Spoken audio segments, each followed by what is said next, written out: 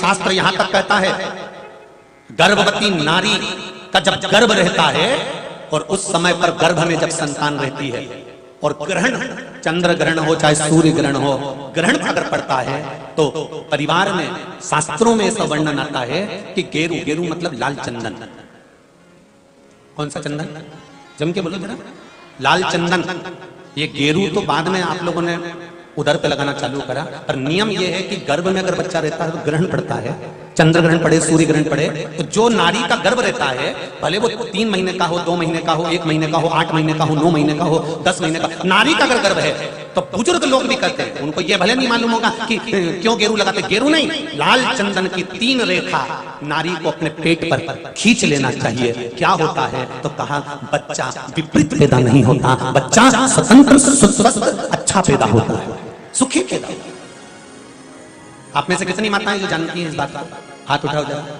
जानती हैं सब कि जब गर्भ में बच्चा रहता है तो माताएं कह देती, सास कहती थी बेटा थोड़ा गेरू लगा लेना, पेट में थोड़ा सा गेरू लगा ले, थोड़ी सी मिट्टी लगा ले, थोड़ा सा कुछ पेट पर लगा ले, क्योंकि ग्रहण पड़ रहा है। क्यों? अगर ग्रहण पड़ी हुई संतान जन्म लेगी तो ये अपने ही धर्म का विरोध करेगी, सत्य का विरोध करेगी, गलत मार्ग पर चलेगी। और अगर शरीर पर एक त्रिपुंड लगा दिया गया, पेट पर ग्रहण के समय पर गेरू लगा दिया गया, लाल चंदन लगा दिया गया, तो जो बच्चा जन्म लेगा वो माता पिता के विरोध में कभी नहीं खड़ा हो सकता, धर्म के विरोध में कभी नहीं खड़ा हो सकता, सत्य सनातन धर्म के विरोध में कभी खड़ा नहीं हो सकता, हिंदू धर्म के विरोध में कभी खड़ा नहीं हो सकता, हमारे पक्ष में हमेशा बना रहेगा।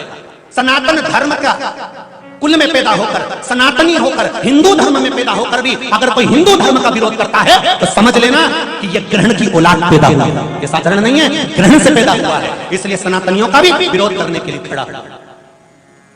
और आप सबसे निवेदन है, जब ग्रहण पड़े गर्भ पर, भले गेरू की 3 लाइन खींच लो, चाहे लाल चंदन की 3 लाइन खींच लो, पर अपने गर्भ पर गेरू लगाना जरूरी होता है, क्योंकि बच्चा अपने माता पिता की भी नहीं सुनता अगर ग्रहण का भाव उस बच्चे पर पड़ जाए। अगर माता पिता को अपनी सेवा करवाना है तो गर्भस्थ बालक को जब ग्रहण पड़े तो शरीर पर थोड़ा सा त्रिपुंड लगा लेना चाहिए। क्यों? क्योंकि बुजुर्ग माँ बाप की जिंदगी खराब नहीं हो। कई बेटे ऐसे होते हैं माता पिता को नहीं गिनते, कई बेटे ऐसे होते हैं माँ बाप को 2 रोटी नहीं देते, वृद्धाश्रम में छोड़ आते हैं। समझ लो कि ये ग्रहण के पैदा बुजुर्ग माताएं बहुत पहले से कहती आई हैं, शायद यहाँ पे भी जितनी बुजुर्ग माताएं बैठी होंगी वो जानती होंगी। 9 महीने में, नारी के गर्भ में जब 9 महीने बच्चा रहता है तो कोई 1 महीना ऐसा होता है जिस महीने में बुजुर्ग माताएं कहती है कि नदी नाले मत नागो। बोलो सही है कि गलत है? अरे जम के बोलो जी जी सही है। 1 महीना ऐसा होता है, वो 7वां हो कि 6ठा हो कि 8वां हो, जो आपके स्मरण में होगा। कई माताएं कहती हैं और बुजुर्ग माताएं कहती हैं, तो बहुओं को लगता है ऐसा कोई होता है, ये तो ढोंग प्रपंच है, ये तो ढकोसला होगा, ये तो ढोंग होगा। पर उसका प्रसंग, कई बहुओं ने माताओं से कहा होगा ऐसा कोई होता है क्या कि मैं मायके नहीं जाऊं और ये वाले महीना, 1 महीना, 9 महीने में 1 महीना मेरी माताओं के गर्भ के समय का ऐसा होता है कि जिस महीने में बुजुर्ग माताएं कह देती है कि इस महीने में तुम नदी नाले मत लांगो, अपने घर में रहो, स्वस्थ रहो, ना कहीं जाना ना कहीं आना, डॉक्टर को दिखाने जाना हो तो चले जाओ, मना नहीं, पर नदी नाले लांग कर मत जाना, इधर हो तो चले जाओ। बुजुर्ग माताएं कहती हैं। अब इन बुजुर्ग माताओं को किसने बताया ये कि नदी नाले मत नांगना? वो प्रसंग ये शिव महापुराण की तर्पण, जो शिव पुराण की कथा आप सुन रहे हो, वो प्रसंग यहां मिलता है कि स्वधा तप कर रही है और उसके तप करते समय वो अपने बच्चों को जन्म देने वाली है, और उस समय पर यमराज की धर्मपत्नी धुमोरना समझाने के लिए आती है। 1 महीना लगता है धुमोरना को स्वधा को समझाने के लिए। इसलिए हमारे यहाँ पर बुजुर्ग माताएं कहती है कि इस महीने में तो नदी नाले मत नांगना, क्योंकि यम की पत्नी आई है। जब गर्भस्थ बच्चा रहता है, जब गर्भ में संतान रहती है, गर्भ में जब औलाद रहती है, गर्भ में जब संतान रहती है, तो नारी के 9 महीने में से 1 महीना ऐसा निकलता है, बच्चा पूरी तरह से स्वस्थ होगा, धड़कन भी होगी, सब कुछ होगा, तुम भी अच्छे रहोगे, पर 9 महीने में 1 महीना कष्ट का तो जाता ही है, ये निश्चित है। क्यों? क्योंकि उस समय पर स्वधा के पास में धुमोरना यमराज की पत्नी आकर बैठी थी, जिस समय पर स्वधा अपने बच्चों को प्रकट कर रही रही थी, तब उस समय पर धुमोरना आकर विराजमान हो गई, यमराज की पत्नी आकर विराजमान। अब नई नई बहुएं तो इस बात पर विश्वास नहीं करती हैं, पर मुझे आश्चर्य इस बात का होता है कि बुजुर्ग माताएं कितनी विद्वान होगी पुराने समय की कि उनको शिव महापुराण की ये संवाद धुमोरना का यमराज की पत्नी का किसने सुना होगा।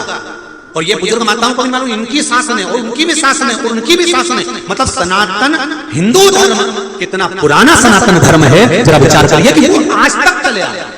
अब उसको लोग ढोंग के ले, ढकोसला के ले, चाहे कुछ के ले। अब ये तो अब यहाँ बैठकर आप लोगों को कुछ शिव पुराण के, कुछ स्कंद पुराण के, कुछ पद्म पुराण के, कुछ अग्नि पुराण के, कुछ नर्मदा पुराण के कुछ उपाय यहाँ से बता दिए जाते हैं। अब उसमें लोग हमें टोटका वाला महाराज कहें, चाहे जो महाराज के, उनकी मर्जी। आग लगे बस्ती में, सियोर वाला रहे मस्ती, अपने को क्या करना उसमें, वो जो बोले बोलता रहे।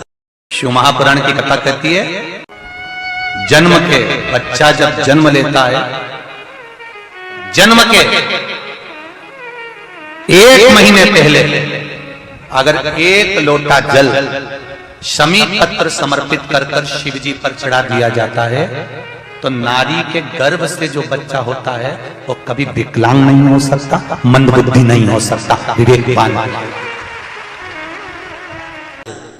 नारी के गर्भ में संतान है, नारी के गर्भ में संतान। और एक बात और स्मरण रहे, नारी अगर गर्भस्थ बच्चा है और नारी को ऐसा लग रहा है कि ये जरूर कुछ परेशानी, कुछ कष्ट जीवन में आने वाला है, हो सकता है मेरे बच्चे को शंका जो होती है, उस समय पर भी स्वधा का स्मरण मूल हो जाता है,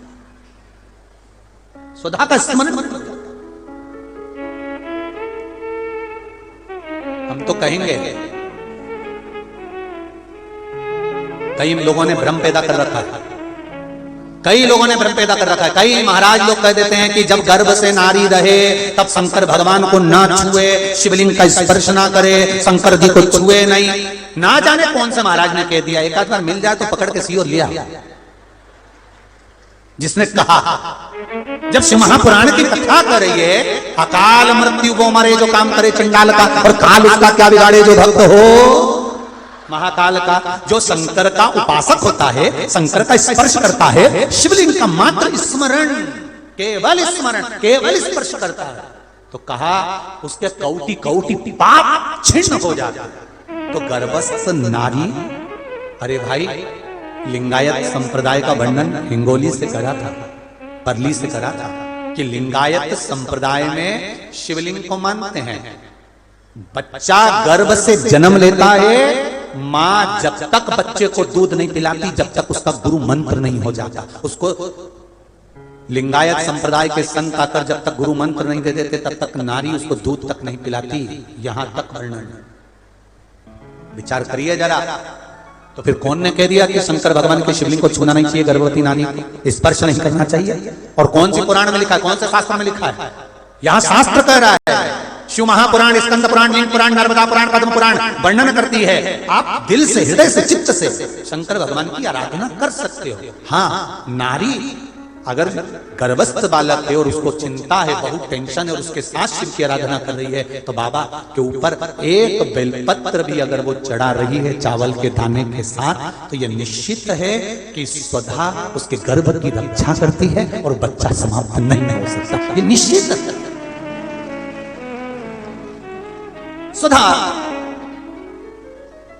तप करी, साधना करी, और तप साधना कर कर स्वधा के सम्मुख में 3 बेटियां प्रकट हो गई हैं। वो 3 बेटी है महाराज, 3 बेटियां प्रकट